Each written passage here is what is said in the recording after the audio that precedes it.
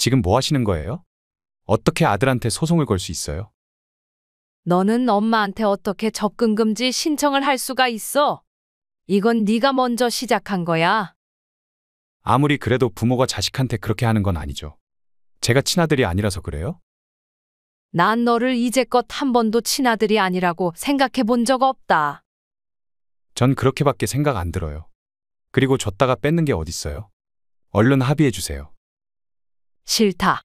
그 집 무슨 수를 쓰더라도 내가 다시 가져올 거니 그런 줄 알아라. 그 나이에 그렇게 욕심부려서 뭐 하시게요? 할 게 왜 없어? 죽을 때까지 편하게 살 거다. 정말 꼭 이러셔야겠어요? 처가 쪽에는 또 뭐라고 말해요? 창피하게 엄마랑 소송 중이라고 할까요? 창피하게 자기 엄마 집에 못 들어오게 접근 금지 신청한 네 행동도 말해보지 그래? 왜 또 말씀을 그렇게 하세요? 저랑 정말 연 끊으실 작정이에요? 그날부터 난 이미 너한테 연 끊긴 거라고 생각했다. 이미 끊어진 연 다시 이을 생각 추호도 없다. 방금 대화 속 주인공 73세 남옥순 할머니와 그의 아들 이창현입니다. 남씨 할머니는 얼마 전 아들에게 소송을 걸었습니다. 바로 남씨가 아들이 결혼할 적 증여한 10억 원대 아파트를 다시 가져오려는 소송이었습니다. 남씨는 아들에게 철저하게 아파트를 주며 효도각서를 받아놨고 아들이 효도를 하지 않았다는 증거를 남씨 할머니가 이미 많이 확보해 놓은 상태라 남씨에게 더욱 유리했습니다. 남씨가 이런 행동을 한 이유는 그보다 더 이전에 아들이 남씨가 아들 집에 오지 못하도록 접근금지 가처분 신청을 한 것이 원인이었습니다. 남씨는 이런 아들의 행동에 큰 배신감을 느꼈습니다. 그도 그럴 것이 남씨는 아들의 집에 거의 찾아가지도 않았는데 아들은 그저 남씨에게 복수하고 싶은 마음에 그런 결정을 했던 것이었기 때문이었습니다. 그건 그냥 엄마가 제 말을 너무 안 들어주시니까 그런 거예요. 내가 네 부탁이라면 다 들어줘야 되는 거니? 저도 반성하니까 이번 한 번만 그냥 서로 없었던 일로 해요. 시끄럽다. 앞으로 넌 이 엄마 눈치 보면서 살아라. 그렇게 남씨는 단호하게 아들을 내쫓았습니다. 과연 그간 남씨 할머니와 아들 사이에는 어떤 일들이 있었길래 아들은 남씨에게 접근금지 신청을 했고 남씨는 아들에게 준 아파트를 뺏어오려고 했을까요? 지금부터 남씨 할머니의 이야기를 들려드리겠습니다. 남씨 할머니는 어린 시절 가난한 집안에서 태어났습니다. 남씨는 학교에 가긴 했지만 모두가 점심에 도시락을 먹을 때 혼자만 수돗물로 배를 채우고 점심시간만 되면 잠을 자는 척 해야 했습니다. 당연히 교실 전체에 음식 냄새가 퍼지는데 배고픈 상태에서 잠을 제대로 청할 수는 없었습니다. 넌 왜 도시락 안 먹어? 쟤네 집 거지라 그래. 갈수록 학년이 올라가자 점점 남씨를 놀리고 조롱하는 친구들이 늘었습니다. 남씨는 어느 순간 학교에 별로 가고 싶지가 않았습니다. 남씨는 그렇게 국민학교까지만 졸업하고 바로 일을 해야 했습니다.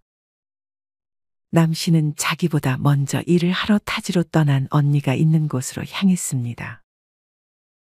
남씨는 그래도 언니와 함께 있을 수 있어 좋았습니다. 남씨는 언니와 함께 살며 그렇게 돈을 벌어 집으로 돈을 보냈습니다. 하지만 얼마 안 가 언니는 결혼을 할 것이라며 다시 한번 다른 지역으로 떠났습니다. 남씨는 다시 홀로 남겨졌습니다. 언니는 자기가 있는 곳으로 올라오라고 했지만 남씨는 거기서 다시 일을 구할 수 있을지 알 수 없어 그냥 남아있기를 선택했습니다. 그렇게 시간이 흘러 남씨는 건너 소개를 통해 중매로 남편을 만났습니다. 남씨는 이제 어느 정도 돈도 모아놓은 상태라 얼른 자기도 언니처럼 결혼을 하고 싶었습니다. 남씨가 만난 남편의 직업은 교사였습니다. 하지만 직업 좋은 아들을 둔 남씨의 시어머니는 아주 깐깐했습니다. 교사 남편이랑 결혼하는 게 하늘의 별 따기인 거 알지? 항상 남 씨의 시어머니는 남 씨를 자기 발 아래 두려는 듯 했습니다. 남 씨의 남편은 교사였지만 집에서의 행동은 교사라는 직업과 별로 잘 어울리지 않았습니다.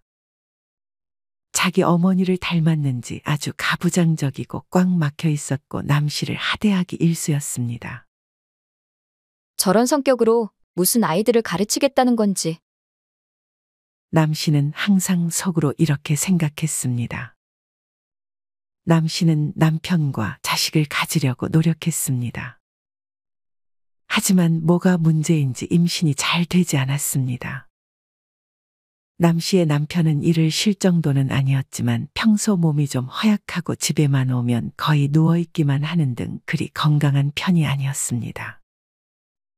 하지만 남 씨는 하루 종일 움직여도 몸이 튼튼하고 어디 잘 아프지도 않았습니다. 이렇게만 보면 임신이 안 되는 문제는 남편 쪽에 있을 가능성이 컸지만 남 씨의 시어머니와 남편은 이 모든 잘못을 남 씨에게로 돌렸습니다. 남 씨는 참 억울했습니다. 그러던 어느 날 남 씨가 장을 보고 집으로 돌아왔습니다. 집은 참 고요했고 안방에서 남 씨의 시어머니와 남편의 대화하는 소리가 들렸습니다. 남 씨는 굳이 그 대화를 알려고 하지 않았지만 이후에도 점점 시어머니와 남편 둘만 소곤대는 날이 많았습니다. 머지않아 남편은 남 씨에게 이혼을 통보했습니다. 알고 보니 애를 못 낳게 되자 시어머니와 남편은 이혼을 이미 못 박아놓고 새로 재혼할 여자를 고르고 있느라 둘이 방에서 서곤거렸던 것이었습니다. 남 씨는 그런 남편과 시어머니에게 큰 배신감을 느꼈습니다. 이때 당시에는 가사를 한 아내의 기여도가 크게 인정되지 않는 상태라 소송을 해도 위자료를 받기가 쉽지 않았습니다. 남 씨는 그냥 이혼을 하기로 결정했습니다. 남 씨는 이사를 할 때 자기가 사온 가전들과 접시 하나까지 모조리 챙겨 나왔습니다. 너 지금 뭐 하는 거야? 이거 제가 산 거잖아요? 남 씨가 산 가전들이 하나둘 빠지자 집은 세입자가 들어오기 전인 것 마냥 텅텅 빈 곳이 많았습니다. 아마 남 씨가 조용히 몸만 나갈 줄 알았는지 시어머니와 남편은 적잖이 당황한 눈치였습니다. 그렇게 남 씨는 방을 하나 구해 혼자 살기 시작했습니다. 이미 이전에 혼자 살아본 적이 있었고 그래도 아직 모아둔 돈이 있었던 터라 남 씨는 절망하지 않았습니다. 남 씨는 그렇게 다시 일자리를 알아봤습니다. 남 씨는 남편과 결혼한 지 얼마 안 돼 이혼한 것이라 아직 나이가 그리 많지 않았습니다. 식당에서 일하던 남 씨였는데 그런 남 씨에게 말을 거는 남자들이 많았습니다.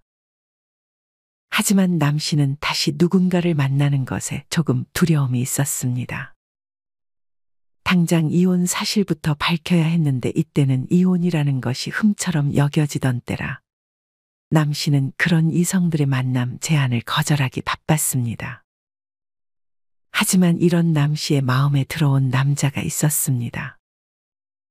이 남자는 거의 매일같이 아들 한 명을 데리고 남 씨가 있는 식당으로 왔습니다. 딱 보니 아내와는 이별 아니면 사별을 한 모양이었습니다. 남 씨는 그런 부자가 조금 안쓰러워 서비스도 많이 가져다주고 그랬습니다. 이 남자는 그렇게 자기들을 챙겨주는 남 씨가 마음에 들었는지 솔직하게 남 씨에게 마음을 고백했습니다. 그리고 이전에 남 씨와 식당 주인의 대화를 들었는지 남 씨가 이혼을 하고 혼자라는 사실도 이미 아는 모양이었습니다. 그쪽이 마음에 들어요. 제가 아이가 있긴 하지만 그래도 남부럽지 않게 돈은 벌고 있거든요. 저랑 한번 만나보실래요?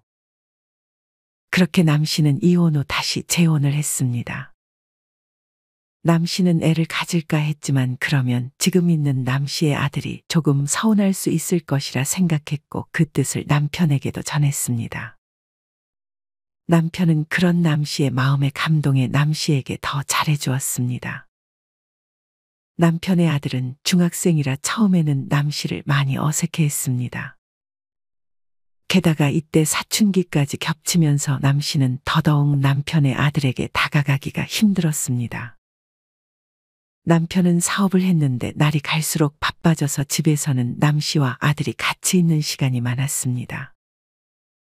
남 씨는 괜히 아들이 불편할까봐 그냥 밥만 제때 차려주고 불필요한 말들은 하지 않았습니다. 하지만 아들은 그런 남 씨의 배려를 오해하는 듯 싶었습니다. 아줌마는 왜 제가 사고 쳐도 아무런 혼도 안 내요? 제가 친아들이 아니라서 그래요? 창현아, 엄마한테 아직도 아줌마가 뭐야? 엄마라면 제가 사고 쳤을 때 지금처럼 방관하지 않겠죠? 남 씨의 남편은 어느 순간부터는 아들과 남 씨가 문제가 있을 때면 항상 남 씨 편을 들어줬습니다. 남 씨는 그동안 아들을 배려한다고 했던 행동들이 오히려 무심했을 수도 있다는 것을 깨닫고 이때부터는 정말 아들의 엄마처럼 행동하려고 노력했습니다. 남 씨는 최대한 아들에게 말도 많이 걸었고 자주 안아주기도 했습니다. 그런 남 씨의 마음을 아들도 조금은 느꼈는지 시간이 흐를수록 아주 조금씩 남 씨에게 마음을 여는 듯 했습니다. 그렇게 아들은 어느덧 성인이 되었습니다. 하지만 아들이 성인이 되고 얼마 안가 불행히도 남 씨의 남편은 극심한 사업 스트레스로 크게 아팠습니다. 남 씨는 항상 남편에게 욕심 부리지 말고 만족하고 감사하며 살라고 말해줬지만 남 씨의 남편은 매번 남과 비교하며 더 잘된 사람들을 하루라도 빨리 따라잡고 싶은 마음에 무리하게 사업을 벌였습니다. 정말 열심히 사는데 자기 뜻대로 되지 않자 남편은 잠도 자지 않아가면서 더 무리하기 시작했고 결국 얼마 안가 남편은 남 씨와 아들을 남기고 세상을 떠나고 말았습니다. 남편은 아플 당시 사업을 빠르게 정리했습니다. 다행히 사업이 성장하지는 못했지만 그래도 어느 정도 수입이 있었기에 남 씨의 남편은 남 씨의 이름으로 아파트를 하나 해줬습니다. 남 씨는 남편에게 그 아파트 잘 가지고 있다가 아들 결혼하면 잘 살라고 꼭 주겠다고 했습니다. 남편은 무작정 주지 말고 아들이 남 씨에게 효도하면 주라고 말해줬습니다. 남 씨와 아들은 그렇게 남편이자 아버지를 보내주었고 같이 슬픔을 나눴습니다. 이때쯤 남 씨와 아들은 꽤 끈끈한 관계를 유지하고 있었습니다. 이후 남 씨에게 남편의 사망보험금이 나왔습니다. 아들은 그 사실을 알고 남 씨에게 요구했습니다. 엄마, 저도 아버지처럼 사업을 좀 해보고 싶어요. 그래서 그런데 이번에 아버지 사망보험금 나온 거 있죠? 그거 저한테 지원해 주실 수 있어요? 남 씨는 아들의 말에 고민했습니다. 난 네가 아버지처럼 사업은 안 했으면 좋겠는데. 남 씨는 아들이 남편처럼 될까봐 걱정했습니다. 그런 남 씨의 마음을 읽었는지 아들은 자기는 절대 건강을 해쳐가면서 사업을 하지 않을 거라며 남 씨를 안심시키려 애썼습니다. 남 씨는 그렇게 남편의 사망보험금으로 아들이 성인이 된 후 처음으로 지원해줬습니다. 그 금액은 결코 작지 않았습니다. 아들은 그간 열심히 사업을 구상했는지 처음 하는 사업임에도 불구하고 꽤 돈을 벌고 있는 듯 싶었습니다. 아들은 이후 남 씨에게 결혼 소식을 알렸습니다. 남 씨는 큰맘 먹고 남편에게 받은 집의 명의를 아들에게 이전해 주기로 했습니다. 위치가 좋았던 아파트라 해가 갈수록 아파트 값도 오르고 있었습니다. 하지만 남 씨는 남편의 뜻대로 집 명의를 이전하기 전에 아들에게 효도각서를 받았습니다. 아들은 그런 아파트를 봤는데 효도각서 쓰는 건 일도 아니라고 생각해서 효도각서를 쓰고 여러 가지 조건에 동의했습니다. 남 씨는 아들이 그 아파트를 담보로 대출을 받지 말라는 내용도 적어놨고 그리 꼼꼼하지 못한 아들을 대신에 가끔 집을 점검할 때는 자기가 직접 가겠다는 조건을 내걸었습니다. 그렇게 아들은 각서에 도장을 찍고 결혼식을 올리기 전부터 예비 며느리와 들어가 살기 시작했습니다. 며칠 후에 상견례 날짜가 다가왔습니다. 저는 조금 불안하긴 하네요. 인사 후에 밥을 먹다 사돈은 내내 한숨을 쉬더니 속마음을 말하기 시작했습니다. 어떤 게 불안하세요? 지금 아버지도 안 계시고 예비 사위는 안정적인 직업도 아니고 심지어 친엄마가 아니라면서요? 예비 며느리는 무슨 소리를 하는 거냐며 엄마에게 눈치를 줬습니다. 아들은 자기가 대신 말하고 싶은 눈치였지만 차마 기가 셌던 장모 앞에서 말을 꺼내지 못하고 있었습니다. 남편이 없지만 아들 제가 잘 키웠고 저는 한 번도 제 아들이 친아들이 아니라고 생각한 적 없어요. 저라도 사돈의 입장이면 염려할 수 있겠지만 그렇다고 해서 제 아들이 어디 못하거나 하진 않다는 거 사돈도 잘 아시잖아요. 지금 당장은 그럴 수 있어도 나중에 또 어떻게 변할지 모르잖아요. 전 그게 좀 불안하네요. 그래서 파혼이라도 시키자는 건지 의아했지만 이 이상 사돈은 말을 꺼내지는 않았습니다. 아마 그래도 집을 해줬다는 것 때문에 결혼을 막지는 않는 듯 싶었습니다. 그렇게 아들은 결혼을 했습니다. 그러면서 아들의 사업도 어느 정도 안정기에 접어든 모습처럼 보였습니다. 하지만 아들은 아버지처럼 더 욕심을 내기 시작했습니다. 사업은 안주하는 순간 끝이에요. 지금 제 경쟁자들이 빠르게 치고 올라가고 있어서 저도 더 열심히 해야 돼요. 남 씨는 자주 아들에게 전화를 걸어 건강 챙기면서 일하라고 했지만 아들은 사업에 완전 몰입하는 듯 보였습니다. 그건 그렇고 예진이도 같이 사업하는 거니? 원래 안 하다가 제가 믿을 만한 사람이 필요해서 최근에 같이 하기 시작했어요. 남 씨는 내심 둘 다 같은 일을 하는 게 영 불안했습니다. 만약 아들이 망하기라도 한다면 며느리라도 수입이 있어야 할 텐데 이제는 아들이 망하면 며느리도 같이 망하는 것이나 다름없었습니다. 며느리는 아들과 같이 일을 하면서 아들에게 점점 간섭을 하기 시작했습니다. 아들은 꽤나 귀가 얇았습니다. 아들이 잠깐 흔들릴 때 아들은 며느리의 조언을 듣고 중대한 결정을 내려버렸습니다. 그 결과 아들의 사업은 크게 기울기 시작했습니다. 차라리 네 선택을 따르지 그걸 왜 아직 잘 모르는 며느리 말대로 결정해버렸어. 남 씨는 속상한 마음에 아들을 질타했습니다. 아들은 이 일을 계기로 한순간에 사업이 망했습니다.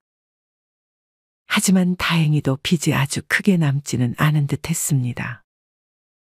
며느리는 이 일 이후 그냥 아르바이트를 계속 다니는 듯 싶었고 아들은 다른 사업체를 찾으며 아직 사업의 미련을 버리지 못하는 듯 했습니다.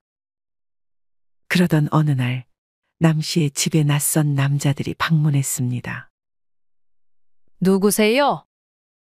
이창현 씨 댁 맞나요? 제 아들인데요. 아드님이 돈을 제때 안 갚아서요. 알고 보니 아들은 은행빚만 갚고 사채빚은 아직 다 안 갚은 듯 싶었습니다.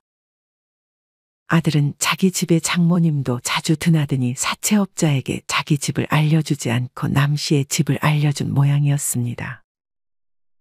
빌린 돈이 얼만데요? 1,000만 원인데 이자까지 1,200만 원 주셔야 됩니다. 남 씨는 그 자리에서 사채업자에게 1,200만 원을 송금해 줬습니다.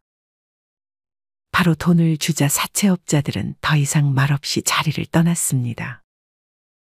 남 씨는 바로 아들에게 전화를 걸었습니다. 너 사채업자한테까지 손 벌렸니? 우리 집에 방금 찾아왔다. 아, 정말요? 제가 깜빡하고 있었네요. 엄마가 돈은 대신 갚아줬다. 근데 앞으로는 절대 사채업자한테까지 돈 빌리면서 사업은 하지 말아라. 알겠어요, 엄마. 고마워요. 아들은 남 씨가 갚은 금액이 얼만지 물어보지도 않았고 이번 일을 별 대수롭지 않게 여기는 듯 했습니다. 이후 아들과 며느리는 그때 돈을 대신 갚아준 것이 고맙다며 남 씨를 집으로 초대했습니다.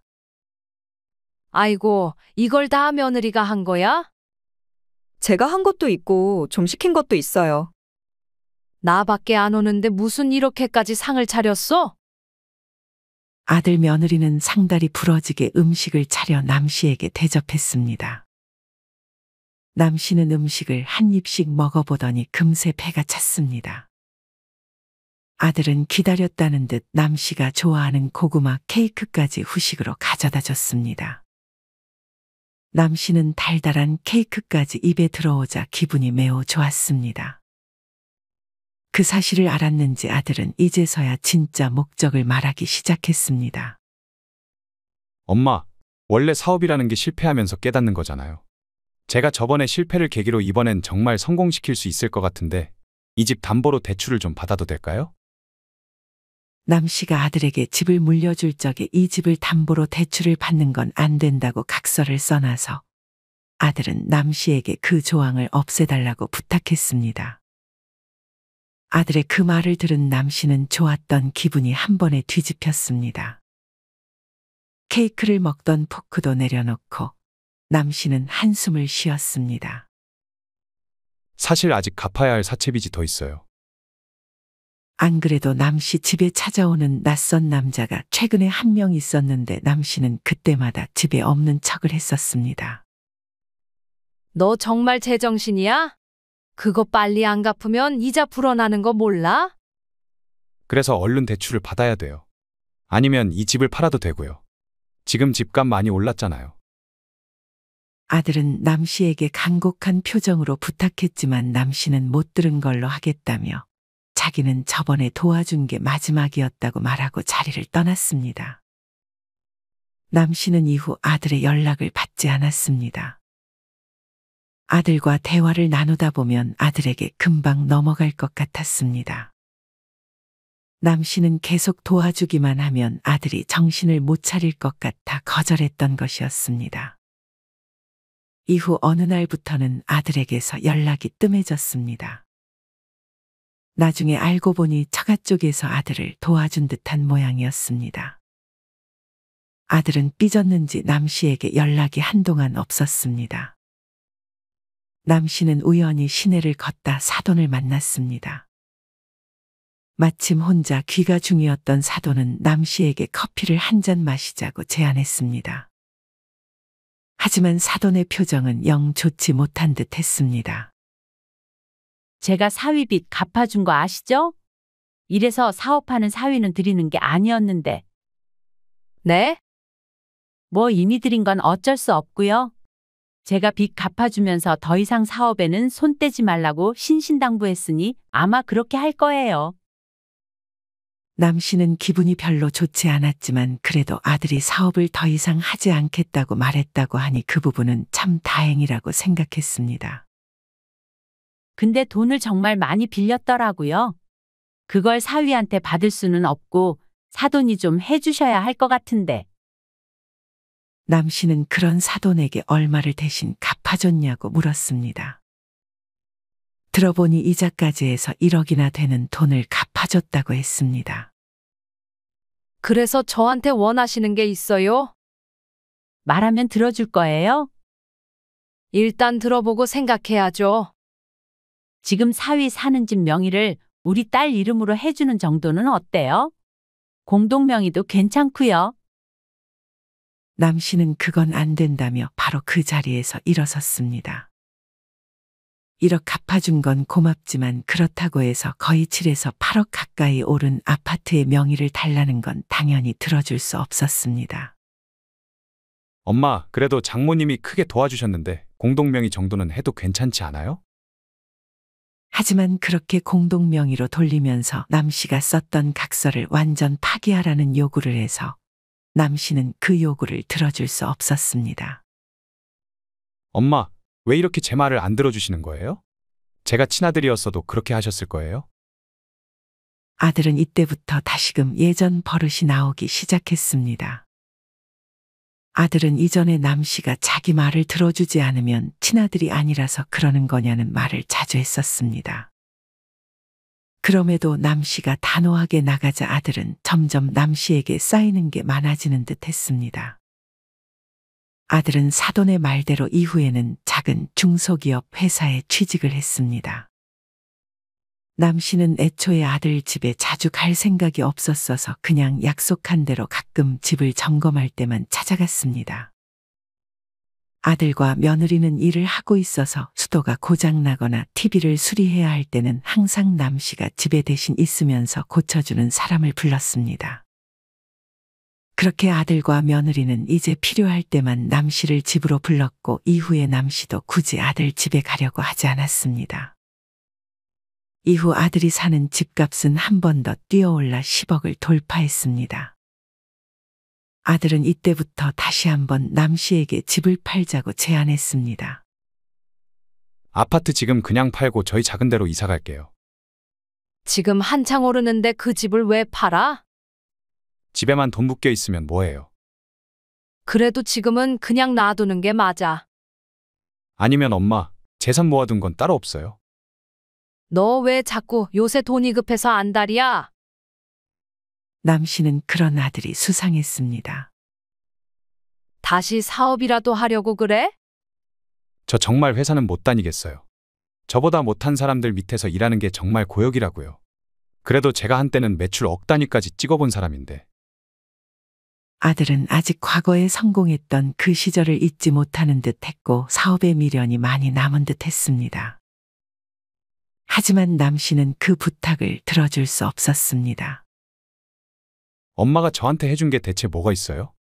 엄밀히 말하면 그 아파트 제 아버지 거였잖아요. 아버지 핏줄은 딱 저 하나인데 그걸 왜 엄마 맘대로 결정하세요? 제가 친아들이었으면 엄마는 이렇게 안 했을 거예요. 남 씨는 이런 아들의 말을 어느 정도 예상하고 답했습니다. 네 아버지 돌아가시고 사망보험금 보태준 건 도와준 거 아니야? 그리고 너가 사는 집 엄마가 세금도 다 대신 내주고 있고 너넨 공짜로 사는 거나 마찬가지인데 내가 해준 게 없긴 왜 없어? 그래도 제일 중요한 아파트를 엄마 맘대로 하시는 거잖아요. 난 네 아버지가 고생해서 산 아파트 함부로 팔 생각 없다. 그리고 요새 사업은 돈 없이도 다 시작한다는데 넌 왜 꼭 돈이 많이 필요한 사업만 선택하는 거야? 아들은 계속되는 남 씨의 거절에 씩씩대며 집으로 돌아갔습니다. 이후 아들과 며느리는 의도적으로 처가한테만 잘하기 시작했습니다. 처가 쪽이랑 여행도 자주 가고 같이 찍은 사진을 남 씨가 보란듯이 올렸습니다. 아마 남 씨를 외롭게 만들어서 자기 말을 들어주도록 전략을 바꾼 듯 싶었습니다. 하지만 혼자가 익숙했던 남 씨는 그런 아들 며느리의 행동에 콧방귀도 끼지 않았습니다. 남 씨는 이맘쯤 소일거리 일을 하며 누구보다 혼자서도 잘 놀고 있었습니다. 이제는 욕심도 많이 없어졌고 작은 것에 감사하며 그저 하루하루 하고 싶은 것 하면서 사니 이렇게 좋은 시기가 없다고 생각했습니다. 아들과 며느리는 자신들의 행동에 남 씨가 아무런 반응이 없자 괘씸해하는 듯 보였습니다. 그러던 어느 날 남 씨는 여느 때와 같이 집을 점검하러 아들의 집을 방문했습니다. 거의 6개월 만에 하는 방문이었습니다. 하지만 이날 아들 집의 비밀번호가 바뀌어 있었습니다. 남 씨는 집을 점검하러 가는 것을 이유로 아들 집의 비밀번호를 알고 있었고 비밀번호를 알려주는 것은 각서에도 적은 내용이었습니다. 남 씨는 의아한 마음에 아들에게 전화를 걸었습니다. 하지만 아들은 이런저런 핑계를 대며 남 씨가 집을 들어오기를 거부했습니다. 남 씨는 이 문제를 걸고 넘어지며 이때부터 아들에게 전화를 많이 걸기 시작했고 아들 집에 찾아가는 날도 늘었습니다. 아들은 이런 남 씨의 행동을 증거로 삼아 남 씨에게 접근 금지 가처분 신청을 했습니다. 아들의 신고로 남 씨는 이제 아들 집 주변에도 가지 못하게 됐습니다. 심지어 접근 금지 신청을 하면 전화나 연락도 하면 안 된다고 했습니다. 남 씨는 이런 아들의 태도에 분노했습니다. 아무리 친아들이 아니었어도 누구보다 아들 생각을 많이 하고 아들을 위해 살았다고 생각했는데 그 결과가 가까이 오지도 못하게 하는 것이라는 생각에 남 씨는 서러웠습니다. 남 씨는 아들에게 항상 진심이었기에 이런 아들의 행동에 큰 배신감을 느꼈습니다. 나중에 알고 보니 이는 며느리의 아이디어인 듯 했습니다. 남 씨를 끝없이 고립시키면 언젠가 자기한테 아파트를 온전히 넘겨주겠다고 생각한 모양이었습니다. 하지만 남 씨는 그런 아들 며느리의 계략에 넘어가지 않았습니다. 남 씨는 아들에게 집을 물려주면서 썼던 각서의 내용을 아들이 어겼다고 생각하고 이때부터 아파트를 다시 가져와야겠다고 생각했습니다. 남 씨는 바로 변호사를 찾아가 소송을 준비했습니다. 그리고 그동안의 카톡과 통화 녹음을 증거로 잡아 아들이 효도를 이행하지 않았다는 증거들을 모았습니다. 그러고는 바로 아들에게 집을 반환하라는 소송을 걸었습니다. 아들에게 곧 내용 증명이 갔습니다. 이를 본 아들은 바로 남 씨의 집을 찾아왔습니다. 남 씨는 이날도 어김없이 자기가 좋아하는 일을 하며 시간을 보내고 있었습니다. 난데없는 불청객의 남 씨는 흥이 깨졌습니다. 아들은 들어오자마자 인사도 없이 남 씨에게 쏘아붙였습니다. 한가하게 지금 그림이나 그리고 있을 때예요? 지금 뭐 하시는 거예요? 어떻게 아들한테 소송을 걸 수 있어요? 너는 엄마한테 어떻게 접근 금지 신청을 할 수가 있어? 이건 네가 먼저 시작한 거야. 이제 남 씨는 아들의 말을 그저 듣고만 있지 않았습니다. 아무리 그래도 부모가 자식한테 그렇게 하는 건 아니죠. 제가 친아들이 아니라서 그래요? 남 씨는 이제 이런 아들의 말이 지긋지긋했습니다. 난 너를 이제껏 한 번도 친아들이 아니라고 생각해 본 적 없다. 근데 이제는 생각이 바뀌려고 하네. 전 그렇게밖에 생각 안 들어요. 그리고 줬다가 뺏는 게 어딨어요? 괜히 변호사 비용 낭비하지 말고 얼른 합의해 주세요. 싫다. 그 집 무슨 수를 쓰더라도 내가 다시 가져올 거니 그런 줄 알아라. 그 나이에 그렇게 욕심부려서 뭐 하시게요? 할 게 왜 없어? 죽을 때까지 편하게 살 거다. 정말 꼭 이러셔야겠어요? 처가 쪽에는 또 뭐라고 말해요? 창피하게 엄마랑 소송 중이라고 할까요? 창피하게 자기 엄마 집에 못 들어오게 접근 금지 신청한 네 행동도 말해보지 그래? 왜 또 말씀을 그렇게 하세요? 저랑 정말 연 끊으실 작정이에요? 그날부터 난 이미 너한테 연 끊긴 거라고 생각했다. 이미 끊어진 연 다시 이을 생각 추호도 없다. 그건 그냥 엄마가 제 말을 너무 안 들어주시니까 그런 거예요. 내가 네 부탁이라면 다 들어줘야 되는 거니? 저도 반성하니까 이번 한 번만 그냥 서로 없었던 일로 해요. 시끄럽다. 앞으로 넌 이 엄마 눈치 보면서 살아라. 남 씨는 이제껏 아들에게 정말 최선을 다했다고 생각했습니다. 죄송하다는 말과는 달리 아들은 남 씨가 한 소송의 변호사를 고용하며 대비하는 모습을 보였습니다. 하지만 이후 법원에서는 남 씨가 제출한 자료들이 대부분 인정되면서 남 씨 할머니의 편을 들어줬습니다. 그렇게 아들에게 줬던 집의 명의는 다시 남 씨에게 넘어왔습니다. 그렇다고 남 씨는 바로 아들과 며느리를 내쫓지는 않았습니다. 이후 다시금 아들은 남 씨의 집에 자주 찾아왔습니다.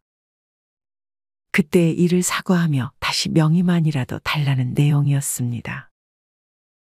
효도각서를 원하는 대로 다시 쓰겠다고 했지만 남 씨는 그런 아들의 말을 들어주지 않았습니다.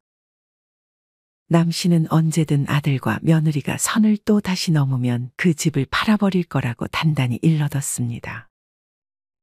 엄마 말에 제가 겁먹을 것 같아요. 장인 장모님 도움받으면서 처가랑만 가족처럼 지내면 그만이에요. 그럼 그렇게 살아라. 엄마는 이제껏 너한테 최선을 다해서 더 이상 미련 없다. 이거 하나만 물어보자. 너는 정말 이 엄마를 친엄마라고 생각해 본 적 있니? 그렇게 생각한 적 단 한 번도 없어요. 그리고 앞으로도 영원히 없을 것 같고요. 남 씨는 아들의 입에서 정확히 그런 말을 들으니 자신의 행동을 더욱 후회하지 않았습니다. 그래, 알았다. 아들은 그 말을 하면서 남 씨를 째려봤습니다. 남 씨는 그런 아들의 표정을 보며 아들이 진심으로 자기를 이제껏 친엄마로 생각한 적이 없다는 사실을 확인했습니다. 이후부터 아들은 다시금 남 씨를 아줌마라고 부르기 시작했습니다. 남 씨는 힘들었지만 천천히 그런 아들을 마음속에서 정리했습니다. 그리고 남 씨 들으라는 듯이 욕심 많은 아줌마가 자기 집안을 망친다는 말까지 했습니다. 남 씨는 이제 그런 아들에게 정이 다 떨어졌습니다. 남 씨는 그냥 집을 팔아버리기로 마음먹었습니다. 네 말대로 이제 남이니 이젠 나도 남처럼 행동하마. 네가 사는 그 집 조만간 팔아버릴 거니 나갈 준비해라. 아들은 이젠 아버지 집까지 다 뺏어가려는 거냐면서 돈을 목적으로 자기 아버지랑 재혼한 것이 맞다는 듯이 남 씨에게 말했습니다. 남 씨는 그런 말에 휘둘리지 않고 집 가격이 가장 비쌀 때 그 집을 팔아버렸습니다. 아들과 며느리는 나가지 않겠다고 버티다가 결국 다른 세입자에게 명도소송이 걸리면서 집을 비워줘야 했습니다. 남 씨는 그렇게 아들과 연을 끊었습니다. 그러고는 결혼한 언니의 집으로 이사를 갔습니다. 이전에도 가끔 놀러 갔고 그 집 주변이 살기 매우 좋아 남 씨도 아들만 아니었으면 언제든 이사를 가고 싶은 곳이었습니다. 늦은 나이에 남 씨는 마지막 거처로 이사를 갔고 아무 근심 걱정 없이 언니와 그곳에서 새로 사귄 지인들과 평온한 하루하루를 보내고 있습니다. 여러분은 이런 남 씨의 이야기를 어떻게 들으셨나요? 아무리 친아들이 아니었어도 친아들처럼 키운 아들이 한 번도 자신을 엄마로 인정하지 않았다는 말을 하면 마음이 좋지 않을 것 같습니다. 물론 남 씨가 제대로 아들에게 사랑을 줬다면 아들이 저렇게 하지는 않았을 것이라고 생각하시는 분들이 있을지도 모르겠습니다. 하지만 남 씨가 자신의 부탁을 들어주지 않았다는 이유로 그동안 자기를 보살펴준 엄마에게 접근 금지 신청까지 해버린 것은 너무하지 않았나 하는 생각이 듭니다. 그렇게 아들의 마음을 돌리려는 것보다 자신의 행복을 찾아 거처를 옮긴 남 씨의 선택도 잘한 행동이라는 생각이 들기도 합니다. 여러분의 생각은 어떠신가요? 여러분이 만약 주인공 남 씨라면 오늘 이야기 속 아들처럼 내가 해준 집에 오지도 못하게 접근 금지 신청을 해놓는다면 어떻게 대처하셨을 것 같으신가요? 남 씨 할머니가 잘했다는 생각이 드시나요? 이와 관련하여 여러분의 자유로운 생각들을 댓글로 남겨주세요. 이상으로 오늘의 영상을 마치겠습니다. 우리 모든 구독자분들의 행복한 여생을 응원합니다. 다음에 더 흥미로운 이야기로 찾아뵙겠습니다. 감사합니다.